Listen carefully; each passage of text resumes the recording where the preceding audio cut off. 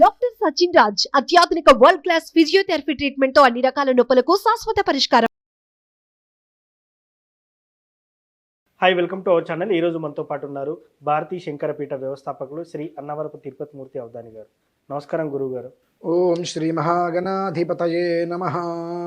గురువు గారు, అయోధ్య రామ మందిరం ఓపెనింగ్ అయితే ఉంది, ప్రారంభోత్సవం. ఈ ప్రారంభోత్సవం రోజు అక్కడికి వెళ్ళలేని వారు మన ఇంట్లో ఏం చేయాలి, ఏం చేస్తే మంచి ఫలితం ఉంటుంది? ఆ ప్రాణ ప్రతిష్ఠ జరిగేటప్పుడు ఇక్కడ ఏదైనా మంత్రం చదవాలంటారా? మనకు ఆ ఫలితం దక్కుతుందంటారా? రాముడు వారికి సంబంధించినటువంటి మంత్రం ఏదైనా ఉంది అంటే రామ తారక మంత్రం. ఓకే, అంటే రామో విగ్రహవాన్ ధర్మ అంటారు. రామో విగ్రహవాన్ ధర్మ. అసలు దీని గురించి మనం చెప్పుకోవాలనుకుంటే ఒక సప్తాహం చేయించండి. అంటే 7 రోజుల పాటు రామో విగ్రహవాన్ ధర్మ అనేటువంటి పదం గురించి మనం చెప్పుకోవాలంటే 7 రోజులు సప్తాహం చేయొచ్చు చక్కగా. ఒక పదం గురించి అంత గొప్పది అది. అటువంటి ధర్మ ప్రభువుని అక్కడ స్థాపిస్తున్నారు. మనం అందరం ఏమి చేయాలి?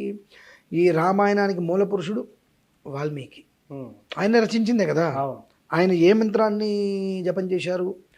మర మర మర. అంటే ఏ మంత్రమైనప్పటికీ కూడా ఒక విధానాన్ని అనుసరించి మంత్రోపదేశం చేయకూడదు. కాబట్టి వాల్మీకి మర మర అని అనుకోమన్నారు. 10 సార్లు అనండి. మరా మరా మరా మరా మరా మరా మరా మరా మరా మరా మరా. అంటే మరా అని ఉచ్చరిస్తే రామ అని వచ్చేస్తుంది. మరా మరా మరా మరా అంటే రామ వచ్చేస్తుంది. అదే రామ రామ రామ రామ రామ అంటే మరా అని వచ్చేస్తుంది. మరా నుంచి ప్రారంభం చేసుకోవాలి. ఓకే, చేసుకొని మరా మరా మరా మరా అంటే ఆ రామ తారక మంత్రం అదే. చక్కగా ఆ రోజునే కదండి, రేపటి నుంచే మొదలు పెట్టుకొని ఎంత అయితే అంత. 1,00,000 చేయగలిగేవా?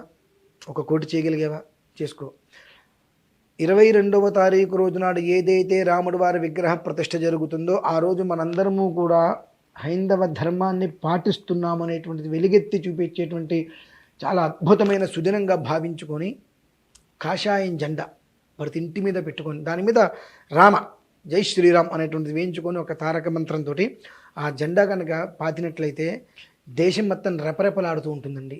ఎందువల్లనంటే 1 కోటి మంది జై శ్రీరామ్ అనేటువంటి పెట్టారంటే 1 కోటి మంది జై శ్రీరామ్ అనేటువంటిది తలా 1,00,000 అన్న ఎన్ని కోట్లు అవుతాయండి మంత్ర జపం. ఆ జపం సరిపోదా దేశం మొత్తాన్ని సుభిక్షంగా ఉంచడానికి? ఇది ఏ ఇంట్లో ఇది నేను చేసుకుంటే బాగుంటుందని కాదండి, ఇది లోకం కోసం చేసేటువంటిది. నా ఇంట్లో నేను, మీ ఇంట్లో మీరు చేసుకునేటువంటిది కాదు. లోకం అనేటువంటిది ప్రపంచం ఏదైతే ఉందో ఈ ప్రపంచం బాగుండాలని చేస్తున్నారు. కాబట్టే కదా 150 స్క్రీన్స్ పెడుతున్నారు ప్రపంచంలో. అమెరికాలోనే 50 పైన స్క్రీన్స్ పెడుతున్నారు కదా. ఎందుకు పెడుతున్నారంటే అది చూస్తే చాలు అందరికీ కూడా యోగం కలుగుతుంది అని. అటువంటిది చక్కగా ఆ సమయంలో ఇంట్లో టీవీ చూసామా, ఫోన్ మాట్లాడామా, గేమ్స్ ఆడామా అనేది కాకుండా నిత్య దీపారాధన ఎట్లాగా ఉంటుంది. చక్కగా ఒక పతాకం, విజయ పతాకం అంటారు. 500 సంవత్సరాల తర్వాత విజయం సాధిస్తున్నాంగా. ఎన్ని కళలండి.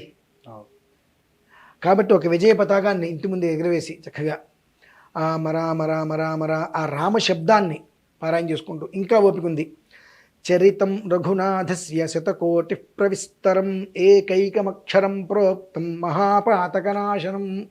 అంటే కేవలము కూడా రామ అనేటువంటి శబ్దం ఉచ్చరించడం వలన ఎన్నో పాతకాలు పోతూ ఉంటాయి. దీనికి ఒక ఇది కూడా ఉందండి. మారీచు సుబాహుల గురించి విన్నారు కదా. ఆ మారీచుడు మాయలేడి వేషం వేసుకొని వస్తాడు. రావణాసురుడు చెబితే ఏం చేయాలంటే తను మాయలేడి వేషం వేసుకెళ్ళి రాముడి దగ్గరికి వెళ్ళగానే వామ్మో అంటాడు. రా అనే అక్షరం వినిపించినా నాకు భయం వేస్తుంది, నేను వెళ్ళను అంటాడు. వెళ్ళకపోతే చంపేస్తా అంటాడు రావణాసురుడు. వెళ్ళినా చస్తాం, వెళ్ళకపోయినా చస్తాం. ఆ చనిపోయేదేదో ఆయన చేతిలో చనిపోదాం అనుకొని మారీచుడు బంగారపు లేడి వేషం వేసుకొని వస్తాడు. సీతమ్మ వారికి తెలియదా బంగారపు లేడి ఉండదని? అంటే కొన్ని ప్రారంధాలు ఎంతటి వాడికైనా తప్పవండి. తెలుసు కదా, రాముడి వారికి కూడా తెలుసు కదా. చెబితే వినే పరిస్థితులు కావు. కాబట్టి తీసుకురావడానికి వేటకి వెళ్ళాడు. రాముడు వారిని ఇబ్బంది పెట్టేటువంటి అస్త్రం లేదని సీతమ్మ వారికి తెలుసు. కానీ లక్ష్మణుడు ఆమె నిందించింది. చివరికి ఆ బాణంతో మారీచుడు చనిపోయాడు. అతను చనిపోయే ముందు ఏమన్నాడు? చనిపోవడానికి ముందు రా అనే అక్షరం అంటేనే నాకు భయం. అవును. రా అనే అక్షరంతో ఏది మొదలైనా భయమే. అవును. రామ అంటే ఇంకా భయం. కానీ ఆయన చేతిలోనే చనిపోతాను అనుకుంటూ వెళ్ళాడు. అంటే రామ అనే అక్షరంలోనే, ఆ 2 అక్షరాల పదంలోనే ఎంత అద్భుతం ఉందో చూడండి. చెప్పారు, చరితం రఘునాథస్య శతకోటి ప్రవిస్త్రం ఏకైకమక్షరం ప్రోక్తం మహాపాతకనాశనం. రామాయణం 24,000 శ్లోకాలు నువ్వు చదవక్కర్లా. రామ అనేటువంటి పదం మరాతోటి ప్రారంభం చేసుకొని 24,000 సార్లు చేయి. రాముడి వారి అనుగ్రహం లభ్యం కాదా? ఇది ఎవరికి వారికి తెలియాలండి. మనం చెప్పవలసిన అవసరం లేదు. ఇన్ని వందల సంవత్సరాల తర్వాత ఇంత పండగ జరుగుతుంది కదా, దీనికి మనం ఏం చేయాలి? ఓ 10 రూపాయలు ఇచ్చాము, లేదా 1000 రూపాయలు ఇచ్చాము, 1,00,000 రూపాయలు ఇచ్చామంటే కాదు కదా. అవును. మంత్రబలం, అవును. శక్తి అదే కదండి, మంత్రమే కదా శక్తి. అవును. నువ్వు ఎంత ఉచ్చరించావో అంత శక్తి అలా కొండలాగా పెరుగుతూ ఉంటుంది. ఇంత దాన్ని ఎవరైనా కాలుతో తంతారు, ఇంత దాన్ని తంతారు, కొంచెం ఇంత దాన్ని కూడా తంతారు, పెరిగితే తన్నలేదు, కాలు విరుగుతుంది దెబ్బకి. ఇంకాస్త గట్టిగా తిందంటే ఎముక 2 ముక్కలు అవుతుంది. ఈ మంత్రబలం అనేటువంటిది ఇన్ని కోట్ల మంది భారతీయులు రామ రామ రామ రామ రామ అనుకుంటూ అలా ఒక కొండను తీసుకొచ్చి పెడితే దాన్ని ఎవరైనా ఏమైనా చేయగలరండి? ఏమీ చేయలేరు. ఆ కొండ మీద ఎన్నో రకాల వృక్షాలు వస్తాయి, ఫల వృక్షాలు వస్తాయి, పుష్ప వృక్షాలు వస్తాయి, ఎన్నో రకాల జీవాలు బ్రతుకుతూ ఉంటాయి. అంటే ఆ మంత్రశక్తితో ప్రపంచం అంతా కూడా శాంతిగా ఉంటుందనేటువంటిది చాలా యోగ్యకరమైనటువంటి సంభాషణ అది. కాబట్టి ప్రతి ఒక్క మనిషి కూడా ఇది మనది, మనం తెచ్చుకున్నటువంటి స్వాతంత్రాన్ని మనం నాశనం చేసుకున్నాం. కాబట్టి మనం తెచ్చుకునేటువంటి విజయాన్నైనా మనం కాపాడుకుందాం. ధర్మ విజయాన్ని మనం కోరుకున్నాం, అది వచ్చింది కాబట్టి దాన్ని మనం కాపాడుకొని వృద్ధి చేసుకుందాం అనుకొని చక్కగా జై శ్రీరామ్ అనేటువంటి కాషాయ జెండా ఒకటి ఎగరవేసి ఓకే రామ రామ రామ రామ రామ రామ రామ రామ రామ అనుకుంటూ ఈ 2 రోజులు 3 రోజులు టైం ఉందిగా, 24,000 సార్లు ఆడుతూ పాడుతూ అయిపోతుంది. చేసుకోమనండి చాలు. సార్ ఇక్కడ చిన్న సందేహం, ఇప్పుడు ఇది ముహూర్తం టైంలోనే ఈ మంత్రం జపించాలా, లేకపోతే ముహూర్తం అంత అయిపోయిన తర్వాత ఈవినింగ్ ఒక దీపం పెట్టి? నేను రేపటి నుంచి అని చెప్పానండి. అంటే ముందు రోజు నుంచి చేయండి. ఓకే. ఇప్పుడు విగ్రహం పెడుతున్నారంటే 4-5 రోజుల ముందు నుంచి దానికి ఎన్నో క్రతువులు నడుస్తూ ఉంటాయి కదా. ఆ రోజులో ఆ సమయం రోజున విగ్రహాన్ని ప్రతిష్ఠ చేస్తారు. ఈ ప్రతిష్ఠ చేసేటువంటి లోపు నువ్వు ఎంత చేయగలిగితే అంత శక్తి కదా.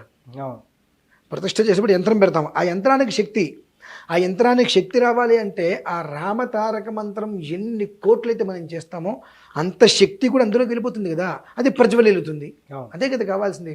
నేను ముహూర్తం అయిపోయిన తర్వాత రావుడి వారిని విగ్రహం స్థాపించిన తర్వాత నేను పెడతానంటే ఉపయోగం లేదు పెద్దగా, ఏదో మనం కూడా చేసుకున్నామని.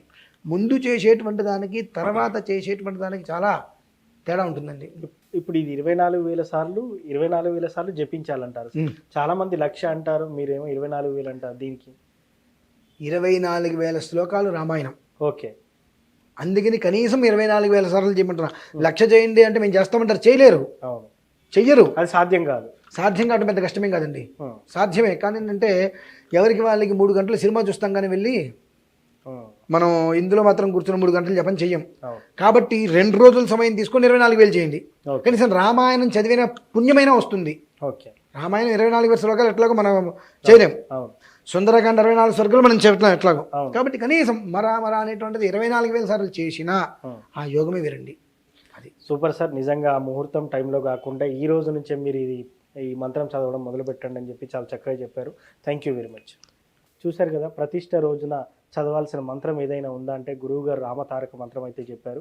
ఇది వాటి కార్యక్రమం. మరో కార్యక్రమంలో మళ్ళీ కలుద్దాం. Thank you.